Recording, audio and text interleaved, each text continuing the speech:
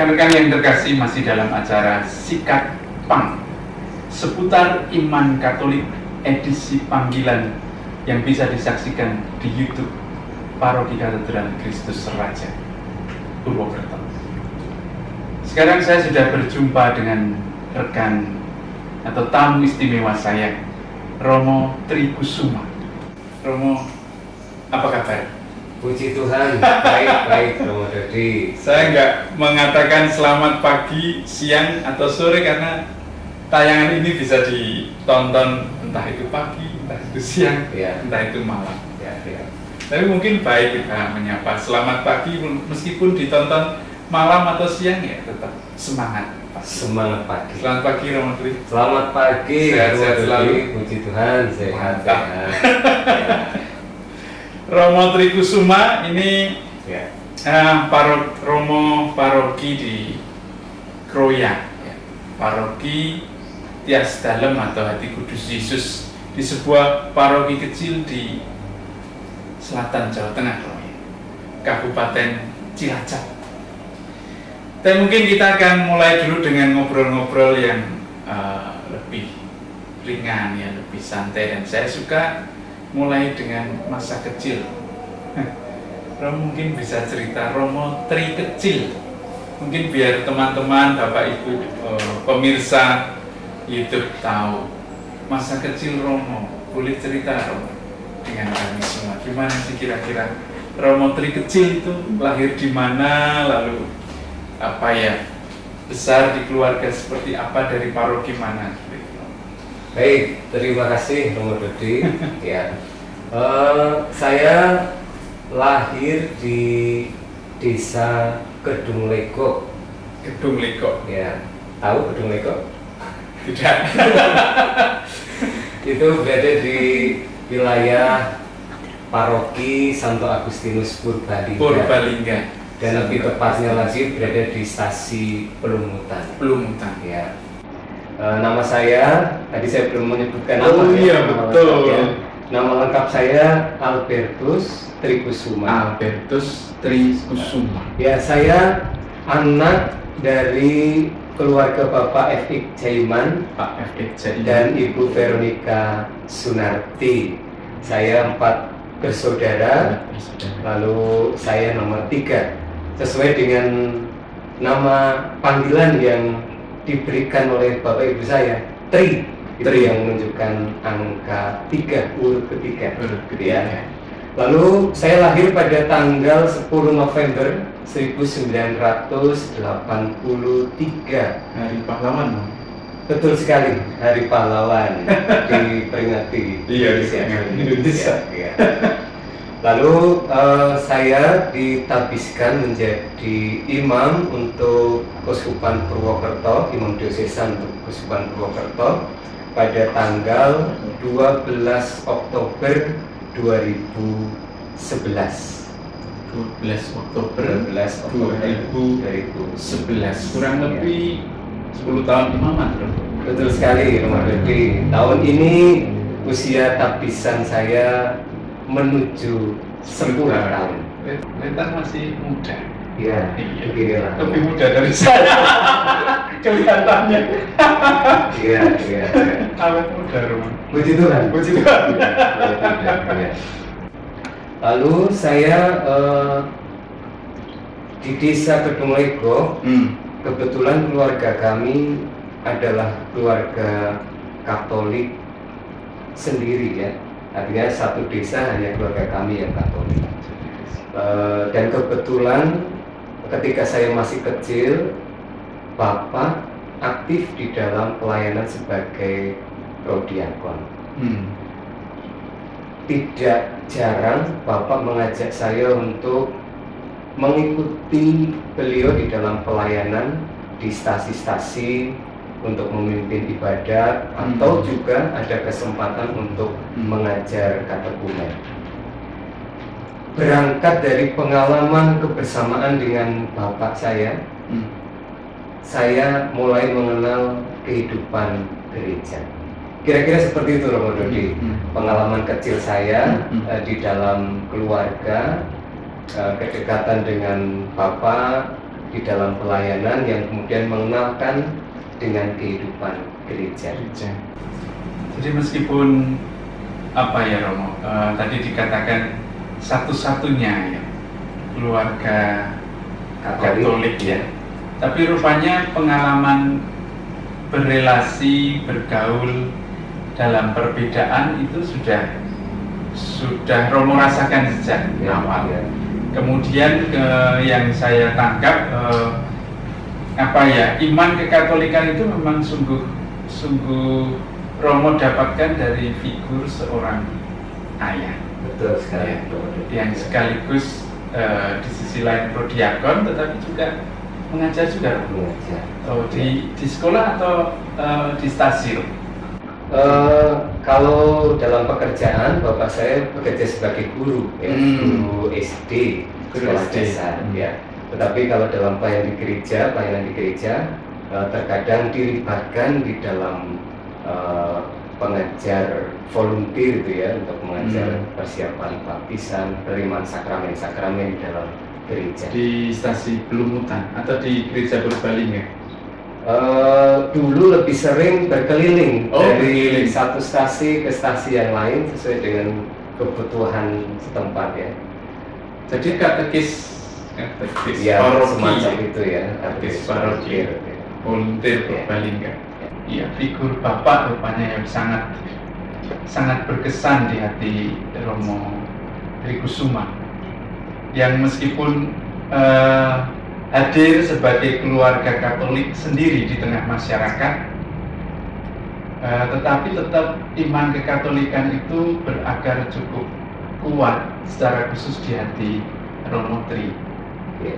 Persis seperti dalam bahasa Latin itu ada non multa sed multum. Jadi kecil tetapi berarti, meskipun sendiri, meskipun satu keluarga, itu tidak menutup kemungkinan untuk tetap pengakar kuat iman kekatolikan. Apakah itu yang membuat Romo Tri lalu tumbuh keinginan jadi Romo? Apa ada hubungan itu Romo? Iya. Baik Romo, ada hubungannya. Pengenalan saya terhadap dinamika kehidupan menggereja melalui pelayanan yang Bapak buat sebagai prodiakon, secara tidak langsung ya ada hubungannya. Tetapi pengalaman lain yang bagi saya menyentuh untuk menggerakkan saya atau menumbuhkan benih panggilan di dalam hati saya ketika kecil adalah saya membayangkan,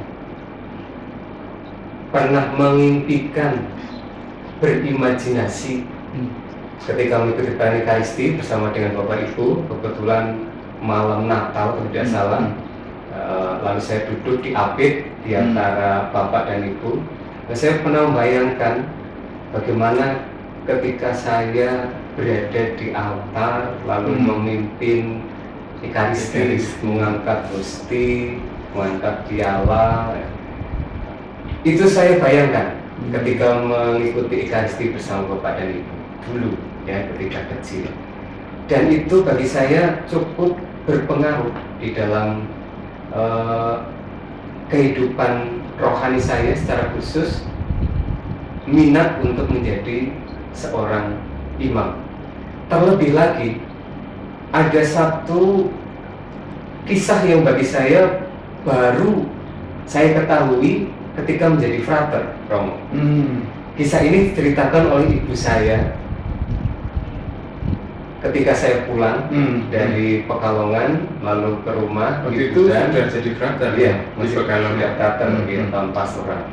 Lalu ibu bercerita, Tri, kamu ingat nggak dulu waktu kecil ketika Romo bertanya pada anak-anak yang ikut misa, siapa yang pengen jadi Romo? Lalu yang tunjuk jari, sing ngacung mung kowe tok. Saya kaget mendengar kisah itu. Apa ini Bu? Apa saya yang tunjuk jari? Iya. hanya kamu yang tunjuk jari. Kamu pengen jadi Romo? Romo bertanya selanjutnya pada anak yang itu saya. Iya Romo, saya pengen jadi Romo. Kisah itu meneguhkan saya ketika menjadi frater, dan baru saya ketahui ketika menjadi frater. Maka saya renung-renungkan, jangan-jangan secara tidak sadar, keinginan menjadi Romo itu sudah ada sebelumnya.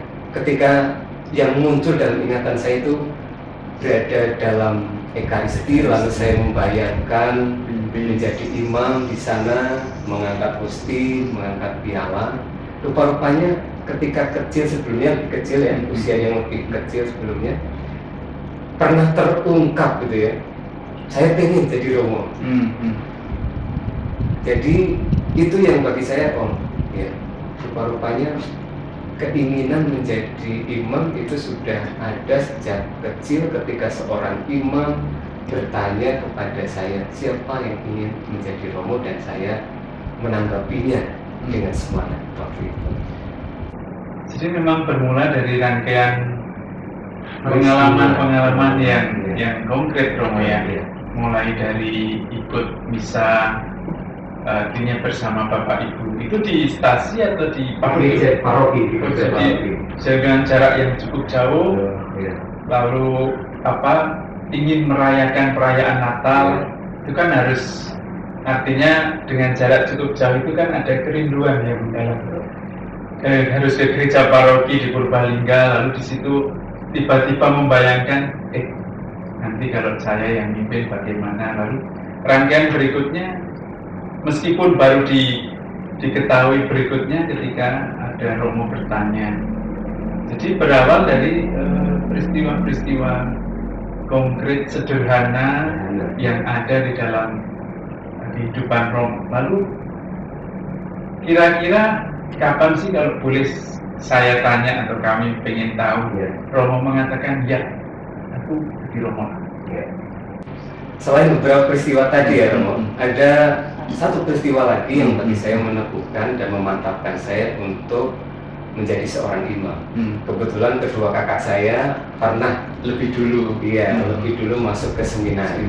Yang nomor satu masuk kelas persiapan atas, hanya 1 tahun di sana, dan juga ya. Lalu yang nomor 2 itu sudah sampai tahun pastoral untuk Uskupan Purwokerto juga. Tapi mereka, kedua kakak saya, tidak lanjut itu ketika SMP saya sudah sedikit banyak tahu tentang kehidupan seminari melalui kakak-kakak saya. Nah, ketika SMP itulah saya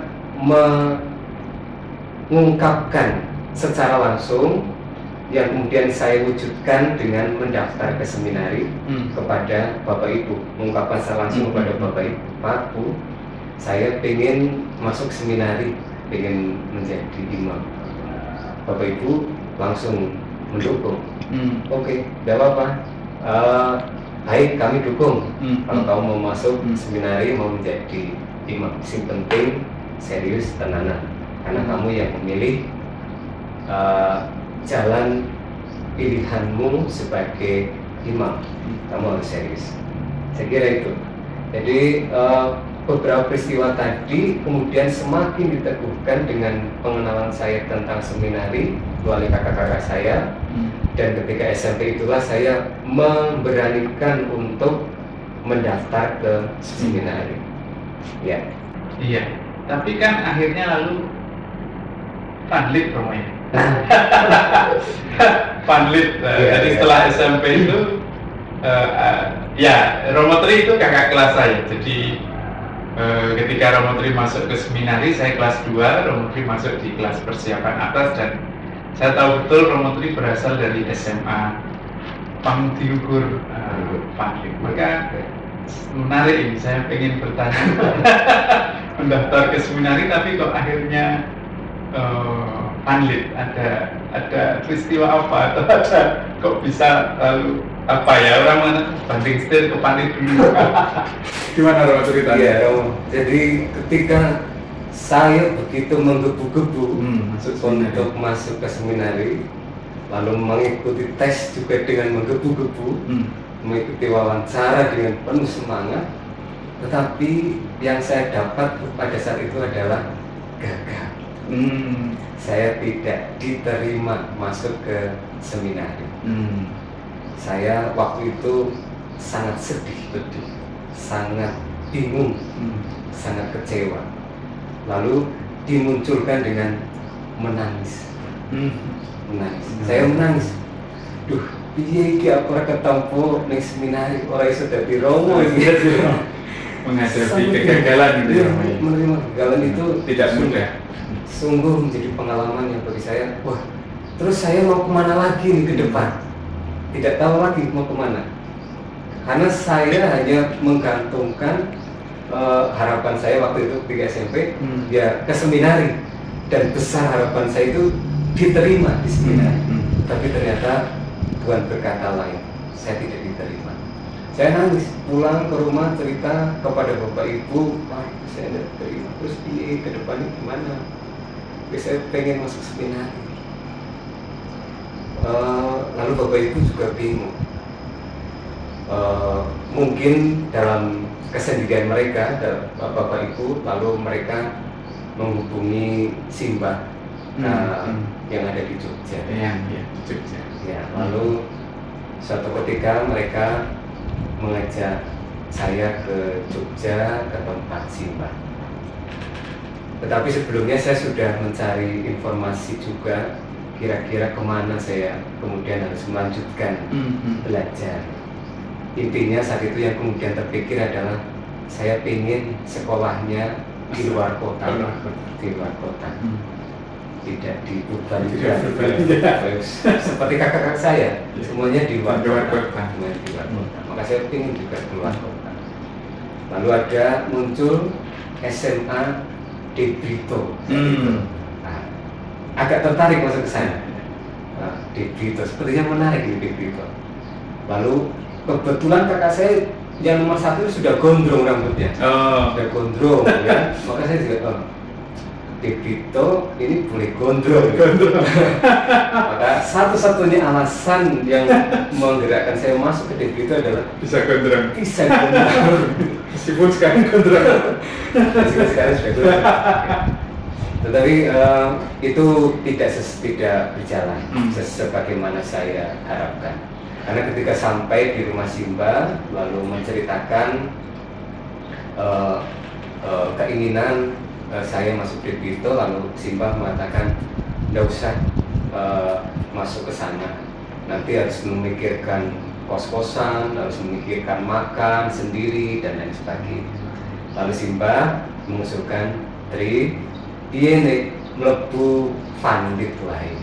Piye SPG sekolahannya Simbah. Dulu kan Simbah saya sekolah di sana. Masih SPG, sekolah guru ya. Lalu saya memikirkan kembali, mengapa tidak saya coba? Lalu akhirnya saya mengatakan pada Simbah, Bapak Ibu, baik Mbah, Pak Bu, saya coba masuk ke SMA Pandit. Akhirnya saya mendaftar ke SMA Pamudilur Pandit, dihantar oleh kakak saya yang nomor 1 dari Jogja menuju ke Muntilan. Ketika mengikuti tes, melaju itu ya, dari Jogja ke Muntilan. Itu juga ada satu pengalaman yang bagi saya membuat putus asa. Ketika tes sudah selesai, tes fisik, tes intelijensi, tes wawancara sudah selesai, lalu kemudian ada pengumuman nomor saya keluar, artinya lolos, saya diterima. Lalu ada catatan di belah bawahnya mengenai segala satu pemberesan terkait dengan penerimaan siswa baru paling lambat harus diselesaikan pada hari ini jam sekian.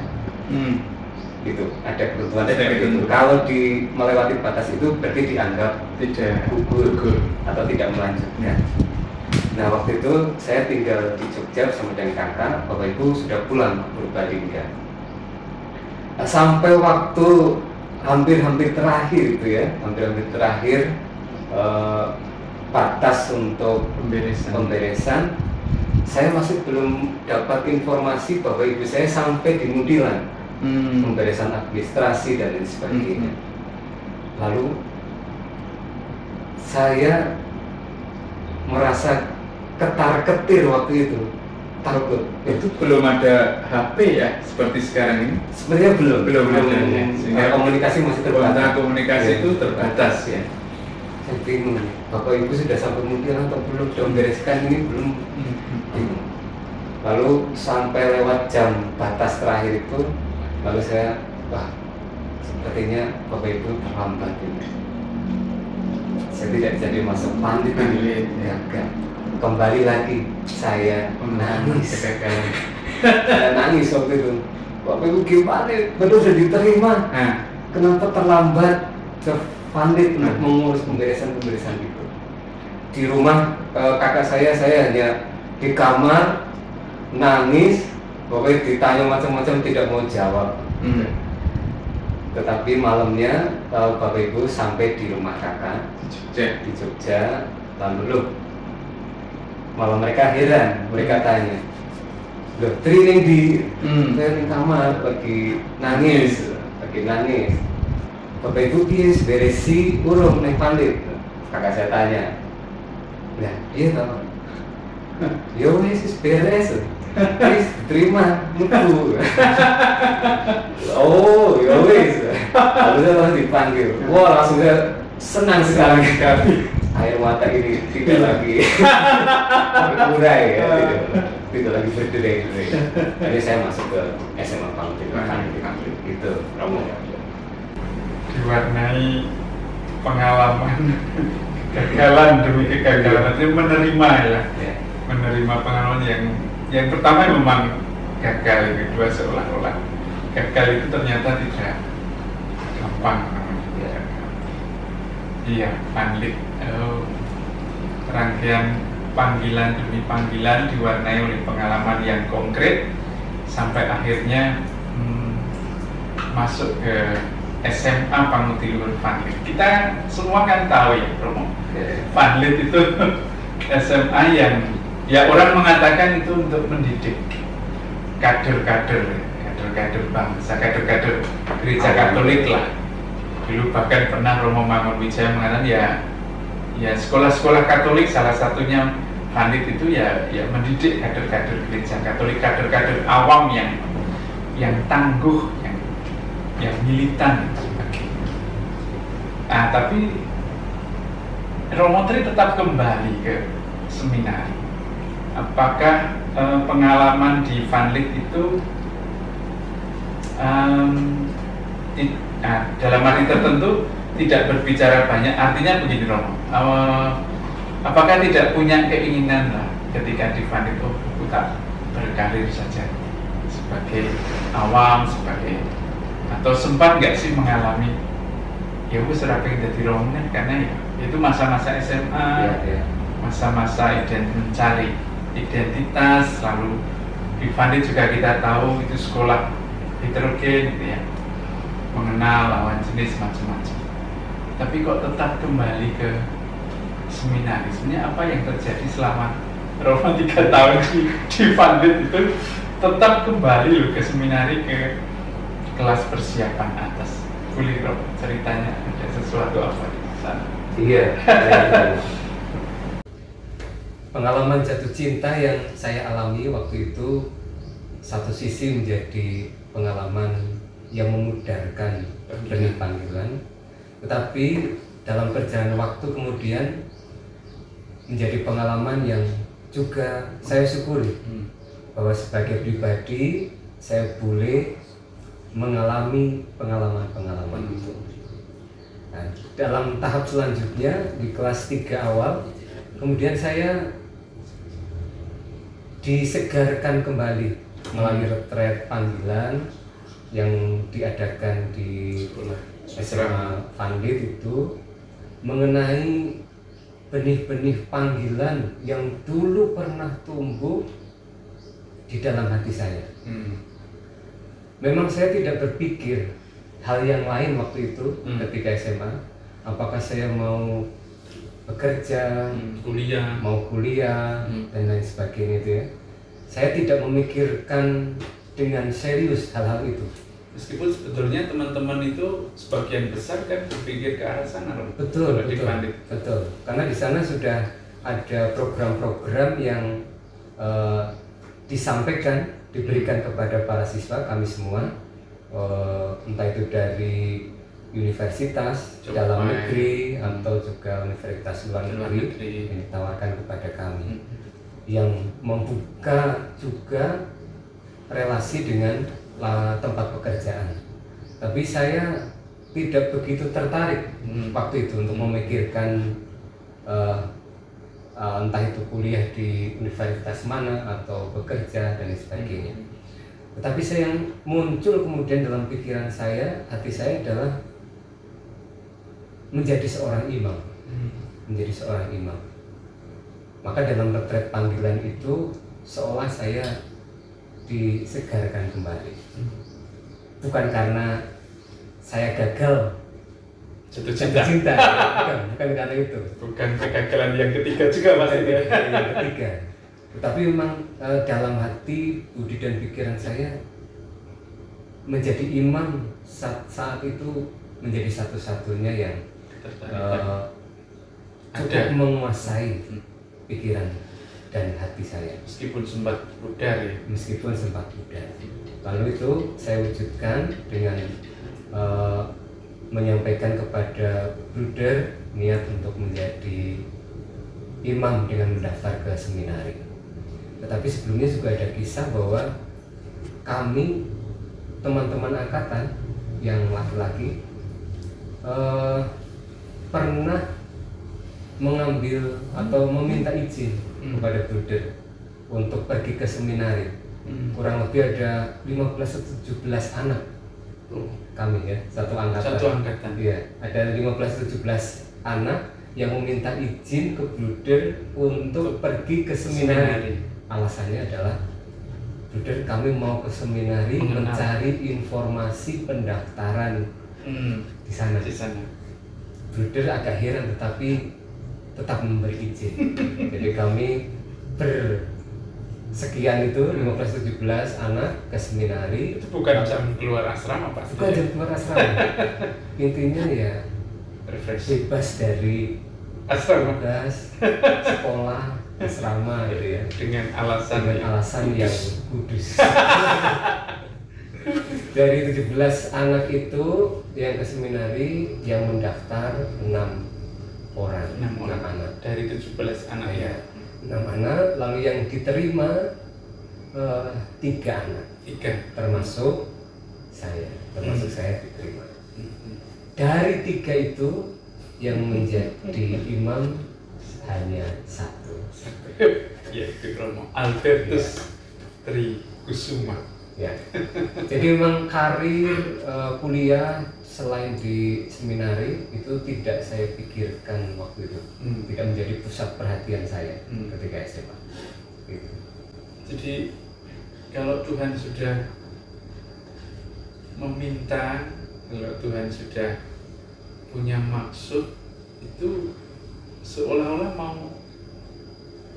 mau mencoba apapun yang lain itu tidak bisa namanya. Seolah-olah saya menangkap dari cerita Romo.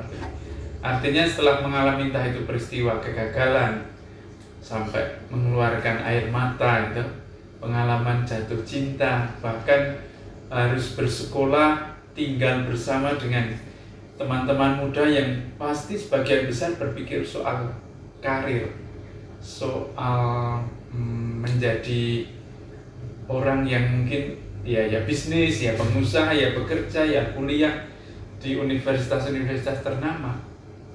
Tapi rupanya kalau Tuhan sudah mau Romo Tri menjadi imam dengan aneka pengalaman yang diperkenalkan oleh Tuhan sendiri, katakanlah sejak kecil itu, ya tetap tidak hilang ya. Ya pudar pernah, tapi hilang tidak. Lalu kemudian sebetulnya apa sih Romo yang menurut Romo itu sehingga akhirnya sampai tanggal berapa? Tapisan 2011 tanggal November. 12 November Oktober ya. 2011 ditabiskan. Itu sebenarnya apa sih yang ya wes aku pengen jadi Romo. Ya wes aku jadi Romo. Motivasi katakanlah itu Romo. Apa Romo? Kalau ditanya mengenai motivasi saya menjadi seorang imam yang terbersit dan masih ingat waktu itu yang saya sampaikan ketika SMA adalah saya merenungkan soal pelayanan. Bisa jadi itu muncul karena pengalaman ingatan saya ketika mengikuti pelayanan Bapak sebagai prodiakon waktu itu, yang keliling kemana-mana, lalu diterima, lalu orang bersuka cita ketika dilayani dengan baik. Maka menjadi imam yang kemudian digerakkan oleh semangat melayani, itu yang bagi saya tumbuh dan menjadi semangat dasar saya. Kenapa saya ingin menjadi seorang imam? Itu ingin melayani semakin banyak orang dengan cara menjadi seorang imam. Dan pelayanan saya sebagai seorang imam yang saya pikirkan adalah pelayanan yang bisa menjangkau siapapun. Jangkauannya lebih luas, tidak hanya khusus untuk 1, 2, 3 pribadi, tetapi kehidupan seorang imam itu ya kehidupan untuk gereja, kehidupan untuk banyak orang. Maka ya nek dadi Romo atau umat jangan ngepek Romo ya, menjadi miliknya sendiri. Karena imam itu atau Romo itu adalah milik gereja. Dan itu yang bagi saya menggema ketika SMA. Kenapa kemudian saya memutuskan ingin menjadi imam? Karena saya ingin mengambil cara hidup melayani sebagai seorang imam, di mana jangkauan pelayanan seorang imam itu sangat luas, tak terbatas kepada siapapun. Iya, rupanya figur Bapak itu kuat Romo ya, dalam perjalanan panggilan Romo, sehingga rekaman-rekaman Bapak ketika melayani banyak orang, mengajar banyak orang, menjadi prodiakon juga untuk banyak orang, juga memperkenalkan Yesus ke banyak orang, itu cukup kuat ya di hati Romo. Lalu tahun 2011 kan ditabiskan sebagai imam diosesan Purwokerto. Pasti apakah karena ingin melayani di keuskupan di mana Romo dilahirkan, atau ada alasan lain sehingga akhirnya ke diosesan Purwokerto? Iya. Salah satunya itu Romo. Karena saya berasal dari paroki Santo Agustinus Purbalingga yang masuk dalam wilayah keuskupan Purwokerto. Maka secara sederhana saya ingin pulang kampung. Pulang kampung ya. Ingin mengembangkan gereja keuskupan Purwokerto. Karena saya berasal dari keuskupan Purwokerto. Ya kalau bukan kita, siapa lagi? Anak-anak atau pribadi-pribadi yang berasal dari keuskupan Purwokerto, siapa lagi? Apakah kita hanya akan menggantungkan pribadi-pribadi di luar keuskupan Purwokerto ini? Saya kira pribadi-pribadi yang berasal dari keuskupan Purwokerto ini masih dibutuhkan kehadirannya di dalam gereja keuskupan Purwokerto sebagai imam-imam. Selain itu juga karena pengenalan saya tentang keuskupan Purwokerto lebih banyak saya dapat dari kakak saya yang nomor 2 dulu juga masuk keuskupan Purwokerto. Lalu perjumpaan saya juga dengan Romo-romo Projo Purwokerto. Ruang lingkup saya, ruang lingkup keuskupan Purwokerto. Jadi banyak dipengaruhi soal kehidupan keuskupan Purwokerto. Itu yang bagi saya kemudian saya mau keuskupan Purwokerto saja. Saya mau pulang kampung, mengembangkan gereja keuskupan Purwokerto supaya gereja keuskupan Purwokerto semakin berkembang. Dan yang terakhir, saya mendengar waktu itu bahwa jumlah imam atau romo Keuskupan Purwokerto secara khusus Projo jumlahnya masih sedikit. Maka itu menggerakkan hati saya juga untuk masuk, memilih menjadi imam Projo Keuskupan Purwokerto. Beberapa hal itu Romo yang menjadi pertimbangan saya untuk kemudian memilih menjadi imam Projo Keuskupan Purwokerto. Kalau bukan kita ya, siapa lagi ya? Bukan, karena gereja ini masih berjuang, bertumbuh ya sebagai sebuah gereja di wilayah barat Jawa Tengah.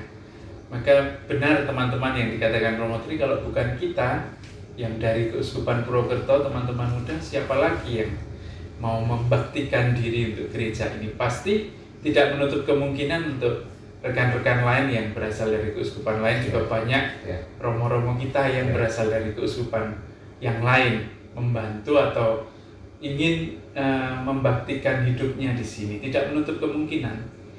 Tapi kalau dari yang teman-teman muda yang asli Keuskupan Purwokerto saja tidak mau untuk melayani gereja ini, ya siapa lagi kan? Itu pengalaman Romo Tri untuk membaktikan diri ke sini. Terima kasih Romo untuk pengalaman panggilannya. Mungkin sekarang saya lebih ingin bertanya kepada Romo sedikit ya soal masih muda. Masih muda ini teman-teman. Face-nya juga masih muda, dan di antara romo-romo diosesan juga beliau tergolong, meskipun sudah 10 tahun imamat ya, di atas saya 2 tahun. Tapi secara fisik juga Romo Tri kelihatan muda, tapi sudah kedua kalinya menjadi pastor kepala paroki ya. Pastor kepala paroki artinya yang memimpin sebuah paroki. Kalau dulu ada pastor kepala, ada pastor bantu, pembantunya pastor. Tapi sekarang menjadi lain, yang pastor kepala dan wakil vikaris. Romo Tri itu sudah kedua kalinya. Pertama dulu di paroki Sang Gembala yang Baik Limpung di Pantura, dan sekarang ini beliau memimpin paroki di selatan Keuskupan Purwokerto. Cukup muda juga, paroki cukup muda, paroki Hati Kudus Yesus Tias Dalem, ya bahasa Jawanya Tias Dalem Kroya. Romo apa sih suka duka ya katakanlah menjadi seorang pastor paroki, memimpin sebuah paroki dalam usia yang entah usia biologis atau usia imamat yang relatif muda. Adakah tantangan-tantangan tertentu yang Romo rasakan di dalam pelayanan ini? Ya, baik Romo, sebagai pastor paroki, ketika mendapat perutusan pertama sebagai pastor paroki Gembala yang Baik Limpung, saya memiliki banyak kekhawatiran, banyak ketakutan, terutama karena satu, saya tidak punya pengalaman sebagai pastor paroki, itu saja ya, kalau belum punya pengalaman sebagai pastor kepala paroki. Lantas yang kedua, pengalaman pastoral saya sebagai pastor atau sebagai imam juga masih sangat terbatas. Waktu itu usia tabisan saya tergolong muda, hampir genap 5 tahun ya, hampir genap 5 tahun menjadi seorang imam, kalau tidak salah. Berarti belum genap 5 tahun imamat waktu itu? Atau sudah lebih, saya agak lupa. Waktu diangkat sebagai pastor paroki di Limpung, sekitar itu ya. Usia-usia tabisan saya masih 5, muda gitu ya, 5 atau 6 tahun itu. praktis pengalaman pastoral penggembalaan itu sangat sedikit. Lalu saya waktu itu ketika mendapatkan perutusan pertama, saya memang tidak langsung menerima. Ada tawar menawar, ada berbagai macam pertimbangan yang saya sampaikan, supaya pengalaman perutusan yang akan saya jalani bisa saya jalankan dengan baik.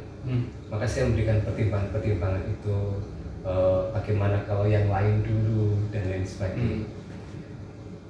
Tetapi akhirnya sebagai seorang imam yang menghidupi salah satunya adalah ketaatan, maka ketika gereja sudah memberikan perutusan melalui Bapak Uskup dari tugas sebagai pastor kepala paroki di Gembala yang Baik Limpung, ya sudah, akhirnya dengan hati terbuka saya menjalankan perutusan itu.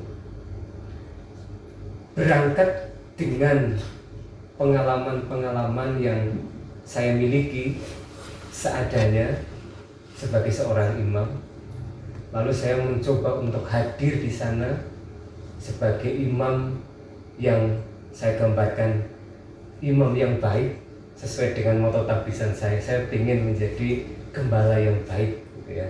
Moto tabisan saya itu Iku Pastor Bonusum, akulah gembala yang baik. Saya menyadari saya banyak keterbatasan, saya banyak kekurangan, banyak kerapuan, tetapi saya sebagai imam ingin menyerupai dia, sang gembala utama, dengan cara hidup saya, pelayanan saya sebagai seorang imam. Itu yang bagi saya kemudian meneguhkan, memantapkan saya. Ya, saya rapuh, saya lemah, tapi saya juga dipanggil oleh Tuhan, dan saya percaya bahwa ketika Tuhan sudah memanggil dan saya menanggapinya dengan yakin, Tuhan akan memperlengkapi semuanya, memperlengkapi, menyempurnakan segala kekurangan dan keterbatasan saya. Lalu masuk ke Paroki Gembala yang Baik Limpung, berkarya di sana. Ya, trial and error, gitu ya. Trial and error sebagai seorang pastor kepala paroki yang baru, lalu paroki juga baru, paroki yang baru. Jadi belajar, terus belajar, memberikan yang terbaik. Yang menjadi olahan saya kemudian adalah bagaimana saya hadir sebagai imam, sebagai gembala yang baik, yang mampu merangkul, mampu menyapa, mampu kemudian memberikan kehangatan kepada siapapun supaya mereka mengalami sukacita, kedamaian di dalam gereja. Hanya itu yang kemudian saya hadirkan di dalam karya pelayanan saya sebagai seorang pastor kepala paroki. Itu. Lantas masuk setelah kurang lebih 3,5 tahun di Limpung. 3,5 tahun, ya? Kurang lebih 3,5 tahun. Lalu Bapak Uskup memberi perutusan baru pada saya untuk tugas di Paroki Tias Dalem Kroya. Kembali atas dasar ketaatan, dan saya tidak punya kelekatan apapun dengan pribadi, dengan paroki, dengan karya. Maka saya dengan lepas bebas juga kemudian meninggalkan tempat karya saya untuk menerima tugas perutusan saya yang baru di Paroki Tias Dalem Kroya. Saya kira itu, Romo. Jadi ada pengalaman-pengalaman ketakutan, kekhawatiran menjadi seorang pastor kepala paroki dengan keterbatasan pengalaman yang saya miliki. Tetapi juga saya memiliki keyakinan bahwa Tuhan akan memperlengkapi semua. Tuhan menyempurnakan, ya. Banyak sekali teman-teman poin-poinnya ini yang diungkapkan Romo Tri, ya. Menarik pengalaman bagaimana mempersembahkan keterbatasan dan akhirnya Tuhan menyempurnakan.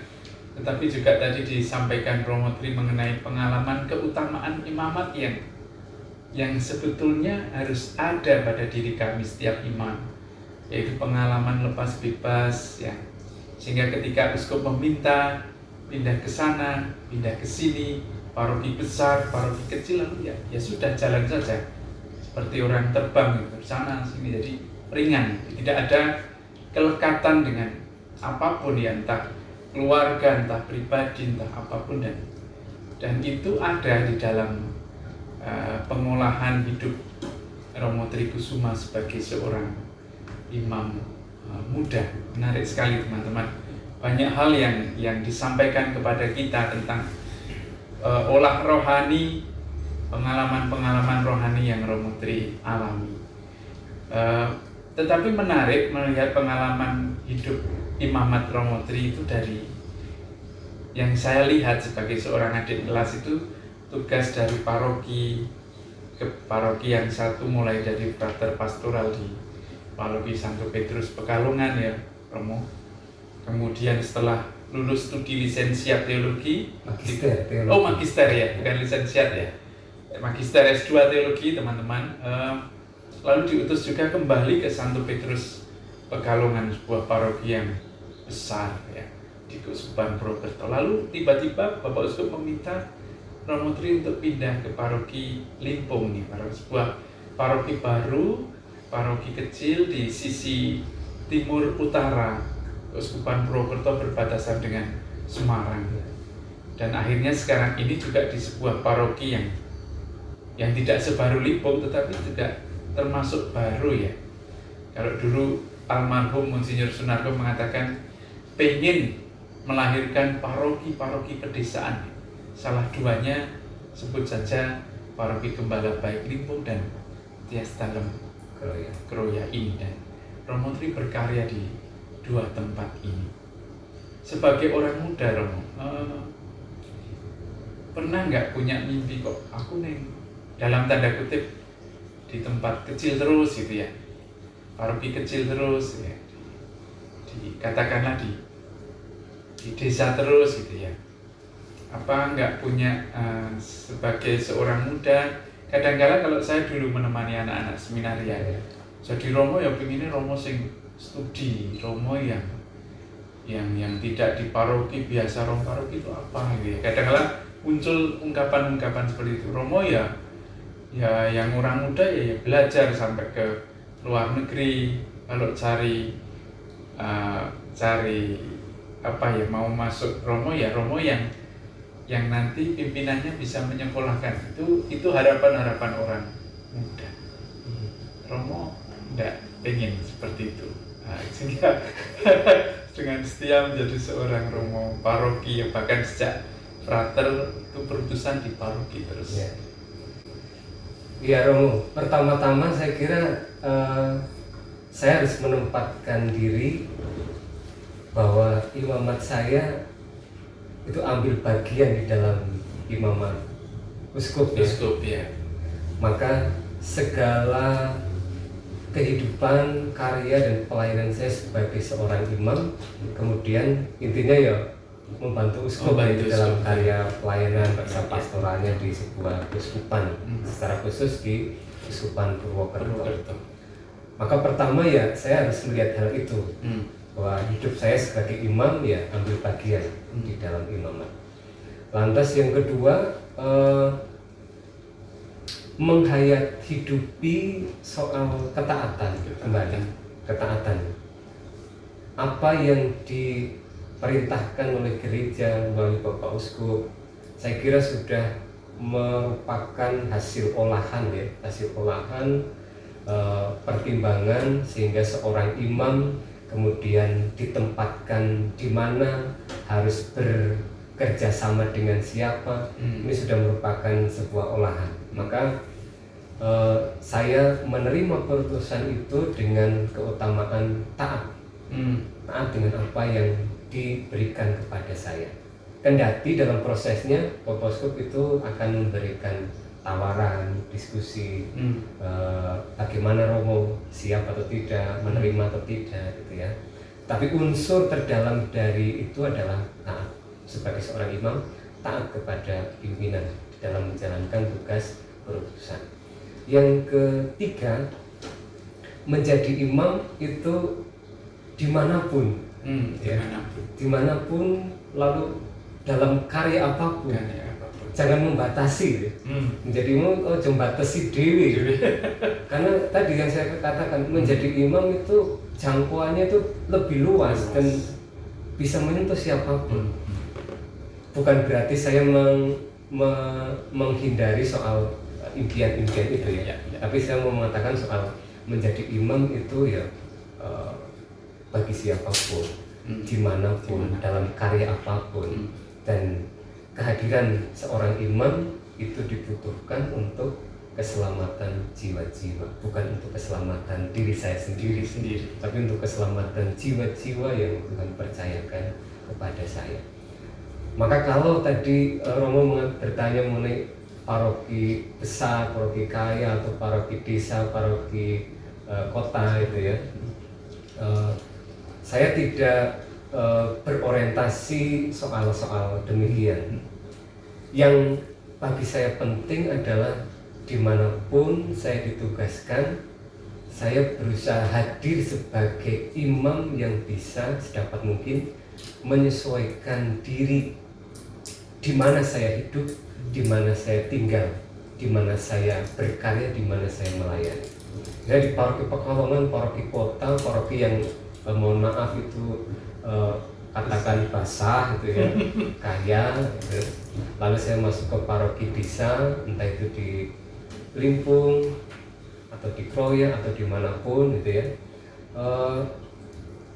saya harus bisa menempatkan diri dengan baik. Di paroki besar cara pastoralnya berbeda dengan cara pastoral di desa. Dan saya tidak bisa membawa cara hidup saya di paroki satu masuk ke paroki yang lain. Maka sebagai imam ya saya harus bisa menyesuaikan diri supaya saya bisa bertumbuh, bisa berkembang bersama dengan umat yang saya layani. Jadi harus bisa, tadi kalau bahasanya Romo Dewi tadi harus bisa meninggalkan ya kelekatan atau zona-zona nyaman yang membuat kita itu damai, tentram, enak, bahagia. Pada titik tertentu kita harus masuk ke zona yang lain, di mana perjuangan-perjuangan tertentu sebagai seorang imam itu dibutuhkan. Gitu. Maka yang saya hidupi saat ini ya menjadi imam yang siap, disponible itu ya, gitu ya, siap sedia berkarya dimanapun. Lalu saya ambil keutamaan pribadi menyesuaikan diri di tempat di mana saya hidup, tinggal dan berkarya. Paroki besar, paroki kota, paroki kecil atau paroki desa, atau studi, ya tinggal bagaimana kita menghidupinya dengan baik. Makasih Romo. Jadi ketaatan itu yang membuat kita semua, lebih-lebih yang disampaikan Romo Tri, lalu menjadi belajar untuk, mungkin bahasanya seperti apa Romo, Santa Teresialisme itu, mencintai dengan luar biasa hal-hal yang biasa. Ya. Mungkin ya hidupnya biasa sebagai pastor paroki, seperti itu rutinitas dari hari ke hari, tetapi ketaatan membuat kita mampu lalu mencintai dengan cintanya yang luar biasa. Hidupnya mungkin biasa dari hari ke hari menjadi pastor, dan itu yang menguatkan Romo Tri Kusuma seperti tadi diungkapkan ya, disponibilitas siap sedia diutus kemanapun, apalagi sebagai imam diosesan ya, yang imamatnya itu ya ambil bagian dalam imamat uskup. Baik Romo Tri Kusuma, mungkin terakhir sekali ego pastor bonus sum, itu moto imamat yang Romo Tri Kusuma ambil sampai sekarang, berjalan 10 tahun imamat, dan bahkan pernah berkarya teman-teman di paroki yang pelindungnya sama dengan moto tabisan, yaitu Gembala Baik Limpung. Kenapa Romo mengambil moto Gembala yang baik? Yang tadi saya sampaikan juga satu bagian pengalaman pribadi saya, bahwa sebagai pribadi saya memiliki banyak keterbatasan, banyak kerapuan, banyak kekurangan. Apalagi ketika menjadi seorang imam, hal-hal itu masih ada dan pasti akan ada. keterbatasan, keraguan, kelemahan itu. Namun keterbatasan, keraguan, dan kelemahan itu jangan sampai membelenggu saya untuk tidak menjadi imam yang baik sebagaimana sang gembala utama.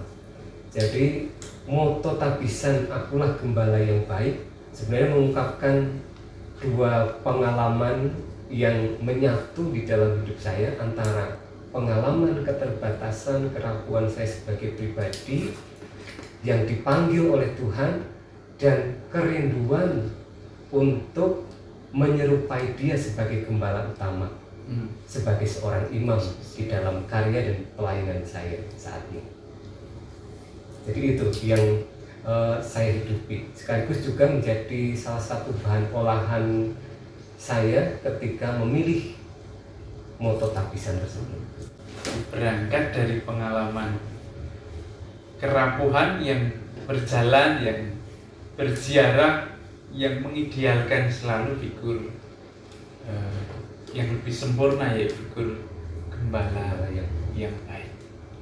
Romo Tri, terima kasih banyak telah meluangkan waktunya untuk kita semua memberi banyak hal tentang pengalaman panggilan kepada rekan-rekan pemirsa Sikat Pang seputar iman Katolik edisi panggilan untuk YouTube Paroki Katedral Kristus Raja. Pasti banyak hal yang sudah kita dapatkan dan Romo Tri sampaikan untuk kita tentang perjalanan panggilan, bagaimana Tuhan menangkap dan bagaimana akhirnya Romo Tri menanggapi hingga akhirnya menggeluti karya-karyanya sampai sekarang. Romo Tri, terima kasih banyak. Teman-teman, rekan-rekan pemirsa Sikat, terima kasih juga dengan setia mendengarkan, melihat, dan menerima banyak hal yang telah kami semua sampaikan, terutama Romo Tri sebagai narasumber kita pada kesempatan kali ini. Terima kasih teman-teman pemirsa Sikat. Salam jumpa, salam Sikat Pang.